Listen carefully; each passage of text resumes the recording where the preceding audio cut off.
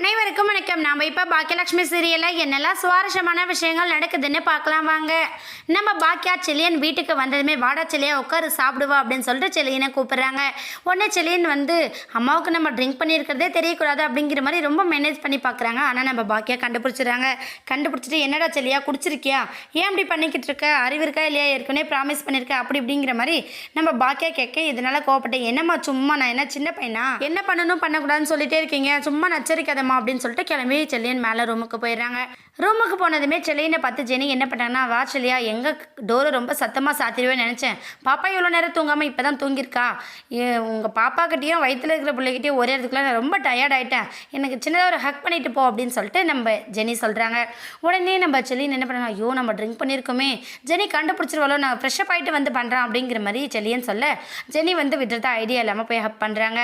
உடனே நம்ம ஜெனி கண்டுபிடிச்சி என்ன செல்லியா ட்ரிங்க் பண்ணியிருக்கேன் இன்னைக்கு அப்படின்னு சொல்லிட்டு கேட்குறாங்க. ஆமாம் ஜெனி ரொம்ப பிரச்சனை இல்லை, அதனால தான் நான் குடித்தேன் அப்படிங்கிற மாதிரி நம்ம ஜெனி சொல்கிறாங்க.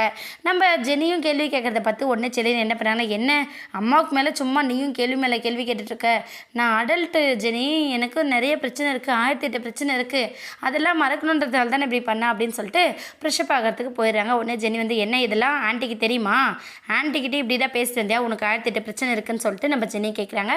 உடனே செல்லின் வந்து இல்லை அப்படின்னு சொல்லி சமாளிச்சிடுறாங்க.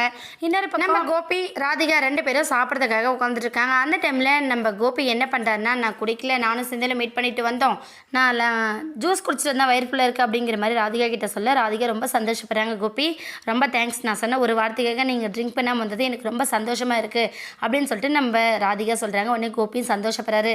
ஆனால் ராதிகா பாரில் வந்து செல்லினை பார்த்தேன், அதுவும் ஃப்ரெண்ட்ஸோடு எல்லாம் அவன் செப்பரேட்டாக உட்காந்து குடிச்சு ரொம்ப ஃபீல் பண்ணிக்கிட்டு இருந்தான், என்னடா விஷயம்னு சொல்லிட்டு கேட்க போனால் அப்போ தான் அவன் ஆஃபீஸில் நிறைய ப்ரெஷர் அப்படிங்கிறத தெரிஞ்சுக்கிட்டேன், ரொம்ப சோர்ந்து போயிட்டான். ஆனால் இந்த பாக்கியாவுக்கு கொஞ்சம் கூட அறிவே இல்லை, பசங்க என்னெல்லாம் பண்ணுறாங்க, பசங்களுக்கு வேண்டியதெல்லாம் பண்ணுறேன்னு சொல்கிறா, மற்றபடி என்ன பிரச்சனை இருக்காங்க, எப்படி அவங்கக்கிட்ட ஹேண்டில் பண்ணணும் அப்படிங்கிறது எதுவுமே தெரியல அப்படிங்கிற மாதிரி நம்ம பாக்கியாவை திட்டுற விதமாக பேசிக்கிட்டு இருக்காரு கோபி.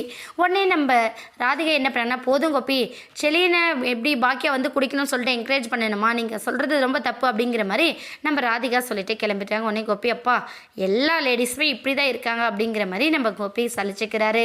என்னாக போதுன்னு வெயிட் பண்ணி பார்க்கலாம். இந்த வீடியோ உங்களுக்கு பிடிச்சிருந்தா மறக்காமல் நம்ம சேனலை சப்ஸ்கிரைப் பண்ணுங்கள். தேங்க்யூ.